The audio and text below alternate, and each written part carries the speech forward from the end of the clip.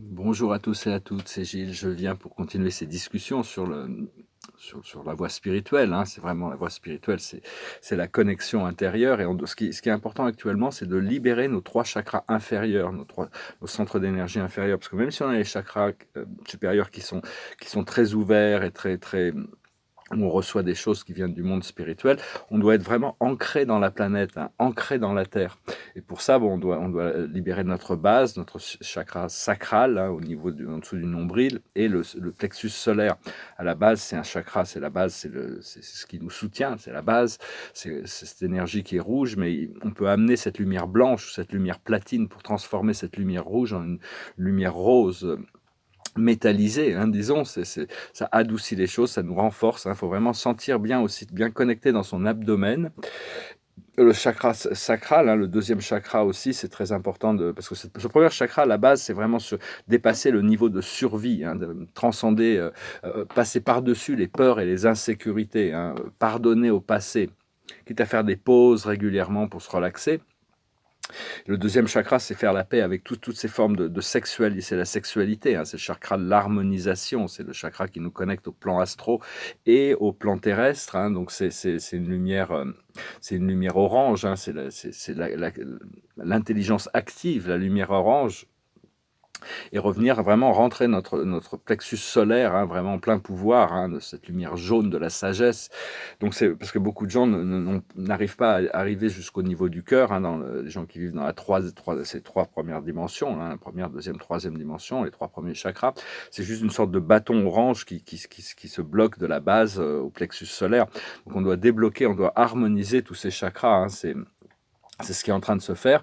Et donc, ce chakra de la sexualité, ce deuxième chakra, des fois, il peut être confus avec le chakra du cœur, hein, quatrième, cinquième dimension. Donc, il faut arriver à harmoniser ce quatrième chakra avec ce deuxième chakra, hein, pour qu'il soit vraiment, qu'il fusionne un peu ensemble. Il faut se distancer de l'obscurité le plus possible, hein, s'ancrer le plus possible, savoir que bon, toutes les religions mènent à la divinité dans la psychologie terrestre, hein, toutes les religions mènent à Dieu, hein, une forme de divinité. Mais si on n'arrive pas à développer notre intuition et notre divinité intérieure, on doit se réincarner jusqu'au jour où on arrive à retrouver nos pouvoirs, retrouver cette connexion, cette libération, ce nirvana d'existence. Parce que la Terre, on est tous venus sur Terre, c'est un programme qui est très difficile, hein, c'est une sorte de prison ouverte, hein. C'est un programme très difficile de la matière, un petit peu comme ça a été en Orion. Dans les civilisations d'Orion, c'était très difficile, ils ont résolu leurs paramètres, ils sont arrivés à transcender cette idée de conquête, de victoire, de brutalité, de domination de l'ego, hein. Donc si eux ils l'ont pu le faire, nous on peut le faire aussi. On est connecté d'ailleurs avec des entités qui viennent de Orion, qui sont très puissantes aussi, qui vont prendre une place plus importante. Tous ces dieux de mythologie vont revenir. Je ne fais qu'exprimer quelques idées ici, hein. Prenez ce qui peut vous guider vers une expérience plus libérée, hein. On doit vraiment ancrer la paix à l'intérieur de nous et ancrer la paix sur Terre, hein. C'est essentiel. C'est-à-dire faire des pauses, faire vraiment respirer, se lâcher prise. C'est vraiment, c'est plus ce que l'on recherche, c'est beaucoup plus dans le lâcher prise que dans d'obtenir des choses qui nous manqueraient, parce qu'on a déjà tout à l'intérieur de nous. Je vous remercie d'aimer, de partager, de commenter, de souscrire pour vos donations. Si vous voulez une session privée, vous pouvez m'envoyer un email et me suivre sur Instagram pour ceux qui sont intéressés par la peinture. Donc je tirais quelques cartes. Voilà. Le passé, c'est l'apprentissage, hein. C'est un apprentissage, c'est dans le passé, mais ça continue, hein, de toute manière. L'apprentissage continue. On est en apprentissage ici, dans cette école d'évolution. Et le présent, c'est le pardon, hein, continuer à pardonner à notre passé, pardonner à nous-mêmes, pardonner aux autres. Bon, il y a des choses moi je préfère, quand on pardonne, on met fin à un cycle karmique. Mais bon, faut pas que la rétribution soit supérieure à l'offense, hein, même dans la justice. Hein, faut pas que, faut garder les choses équilibrées, hein. Mais enfin bon, quand on peut pardonner, on met fin à un cycle karmique. Et le futur, c'est l'abondance. Il y a l'abondance qui arrive, hein. On va pouvoir vraiment se sentir libre. Ce que l'on travaille actuellement, c'est la réconciliation avec notre corps physique aussi. Et le futur, ça va être la communication. de nouveaux niveaux de communication qui vont arriver, une sorte de révélation. Et donc, il faut vraiment essayer de voir que dans notre corps physique, on a un corps physique et matériel, mais ça cache énormément de systèmes d'énergie, et on doit remplir tous les espaces vides avec de l'amour et de la lumière. Et donc, c'est imaginé comme une cascade qui descend une cascade de lumière liquide qui descend, qui tombe du ciel, hein. Parce qu'on est dans le questionnement, hein, quand on est dans la 4e dimension, on est dans le questionnement et la recherche. Quand on arrive dans ce point de complétion, ce point de la 5e dimension, on est dans la découverte, et on a déjà toutes les réponses. Une fois qu'on est intégré dans notre être connecté, on n'a plus de questionnement, hein, tout est satisfait, dans le sens où on va trouver cette résolution.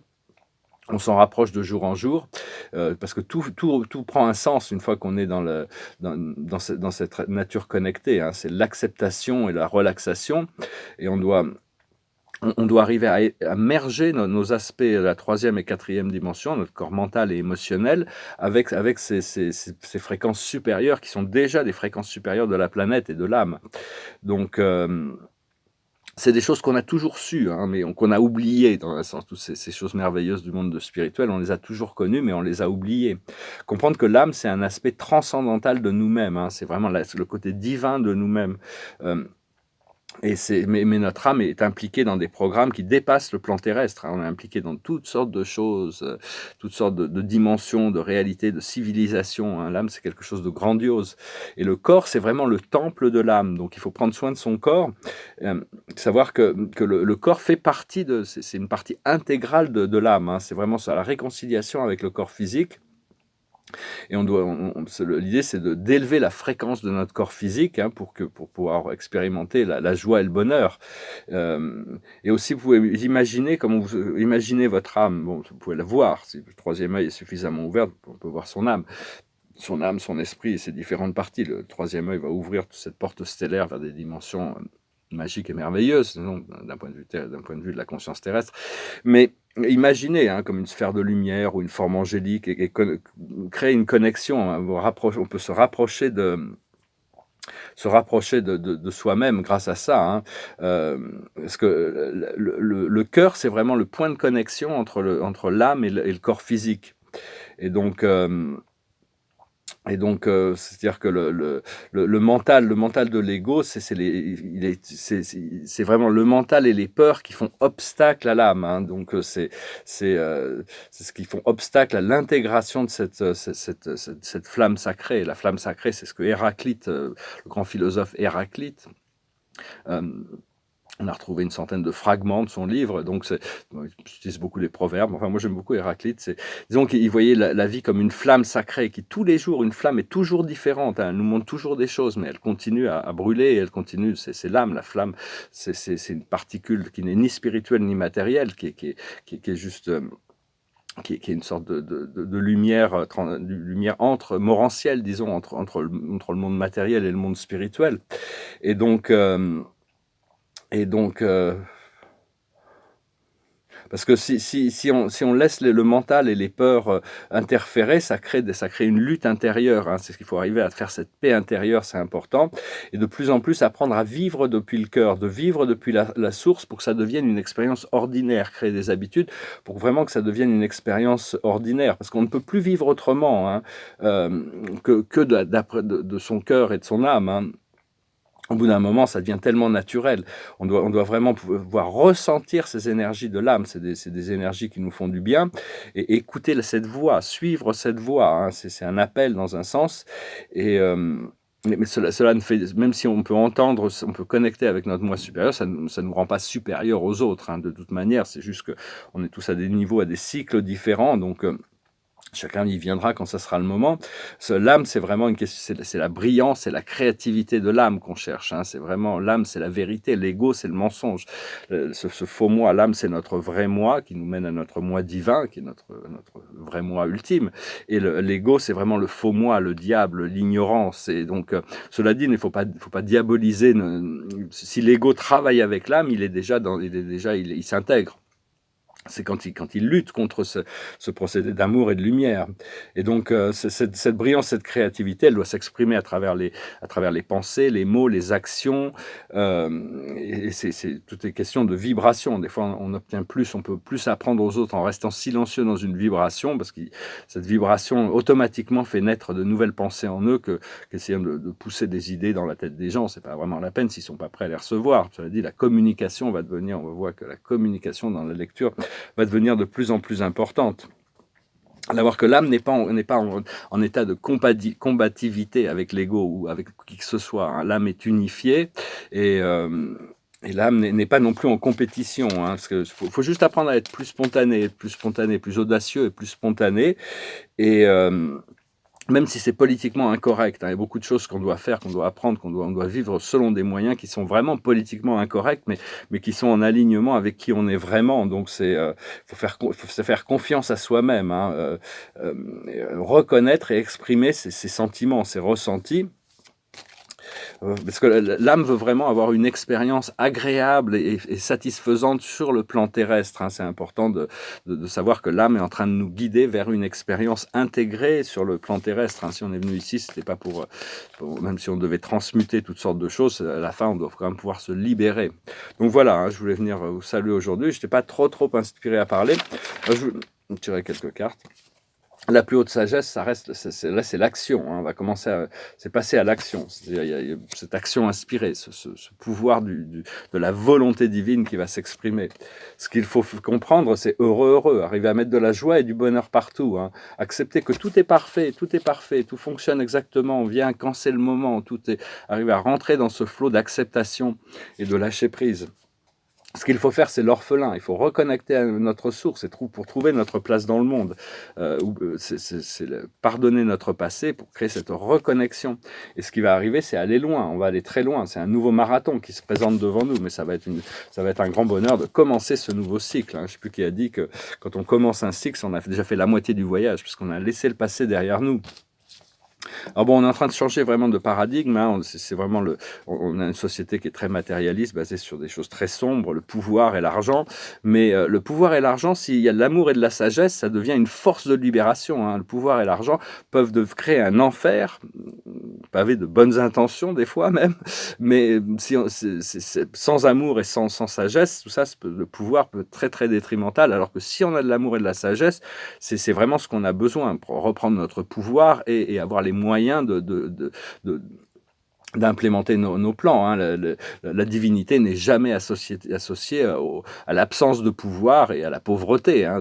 Dieu est quand même tout puissant et d'une richesse infinie. Donc on peut utiliser ses forces. Il faut arriver à utiliser c'est le pouvoir de l'amour plutôt que l'amour du pouvoir. Hein. Vraiment, on est en train de changer. C'est une chanson que je vais chanter un petit peu. On a chanté des chansons en français. Alors j'en ai trouvé une en français qui date de 1979. Qui reste assez actuelle quand même, hein. C'est assez marrante. Et donc, de toute manière, tout le monde va récolter le fruit de ses actions, le fruit de son jardin, hein, de toute manière. Donc, lâchez prise sur les jugements par rapport aux autres. Concentrez-vous sur votre bonheur, votre liberté. Hein. Ce mois d'avril, là, c'est 2021, c'est vraiment... La bataille du psyché vient vraiment sur le plan matériel. Hein. Donc, faites la paix à l'intérieur, laissez les choses se dérouler. Et c'est vrai, il y a cette victoire de la lumière qui a besoin de se manifester maintenant sur le plan terrestre, hein, pour éliminer. On va voir toutes sortes de choses incroyables qui vont se passer là très prochainement. Donc voilà. Alors je vais chanter cette chanson. C'est une vieille chanson d'un chanteur qui s'appelle Jean-Patrick Capdevielle, qui date de 1979. Mais enfin, je la trouve assez actuelle. Elle est assez marrante. C'est une cause like this. Moi je traîne dans le désert depuis plus de 28 jours et déjà quelques mirages me disent de faire demi-tour. La fée des neiges me suit tapant sur son tambour. Les fantômes du syndicat des marchands de certitude se sont glissés jusqu'à ma dune, reprochant mon attitude. C'est pas très populaire le goût de la solitude. Quand t'es dans le désert depuis trop longtemps, tu te demandes à qui ça sert, toutes les règles un peu truquées du jeu qu'on veut te faire jouer les yeux bandés. Tous les rapaces du pouvoir menés par un gros clown sinistre rongent vers moi sur la musique d'un piètre accordéoniste. Je crois pas qu'ils viennent me parler des joies de la vie d'artiste. Quand t'es dans le désert, depuis trop longtemps, Tu te demandes à qui ça sert, toutes les règles un peu truquées du jeu qu'on veut te faire jouer les yeux bandés. Les gens disent que les poètes finissent tous trafiquant d'armes, on est 50 millions de poètes, c'est ça qui doit faire notre charme. Sur une lune de Saturne, mon perroquet sonne l'alarme. C'est drôle mais tout le monde s'en fout. Vendredi tombant de nulle part, y a Robinson solitaire qui m'a dit je trouve plus mon île, vous n'auriez pas vu la mer. Va falloir que je lui parle du thermonucléaire. Quand t'es dans le désert, depuis trop longtemps, tu te demandes à qui ça sert, toutes les règles un peu truquées du jeu qu'on veut te faire jouer les yeux bandés. Hier, un homme est venu vers moi d'une démarche un peu traînante. Il m'a dit, t'as tenu combien de jours? J'ai répondu, bientôt 30. Je me souviens qu'il espérait tenir jusqu'à 40. Quand j'ai demandé son message, il m'a dit d'un air tranquille, les politiciens finiront tous au fond d'un asile. J'ai compris que je pourrais bientôt regagner la ville. Quand t'es dans le désert, depuis trop longtemps, tu te demandes à qui ça sert, toutes les règles un peu truquées du jeu qu'on veut te faire jouer les yeux bandés. Quand t'es dans le désert, depuis trop longtemps, les yeux bandés. Voilà, je crois que j'ai raté, il me semble que j'ai raté un couplet. Bon, enfin bon, je ne l'ai pas écrit sur ma chanson, c'est pas très grave. Donc voilà, je voulais vous saluer aujourd'hui.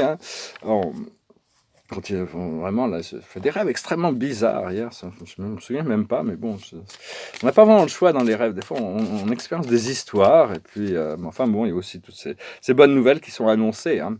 De toute manière, il faut continuer à recevoir ces nouvelles de l'âme et des nouvelles de l'esprit, et on a préparé cette nouvelle ligne temporelle qui se prépare. Alors, la carte de la journée, c'est le 9 de Gabriel. Faites preuve de détermination et allez de l'avant. Soyez prêts à tout. Activisme environnemental. Continuez à faire la paix en vous et la paix sur Terre. Continuez à cultiver cette connexion avec la nature, les 3 chakras inférieurs. Vraiment débloquer ces 3 chakras inférieurs. Le chakra de la base, le chakra sacral et le plexus solaire pour connecter au cœur et continuer à ouvrir ces ponts supérieurs avec les dimensions supérieures connectées avec vos guides aussi. Ils sont vraiment là pour vous renforcer votre propre lumière. Je vous salue, je vous remercie pour tout et puis je vous dis à très bientôt. Namasté.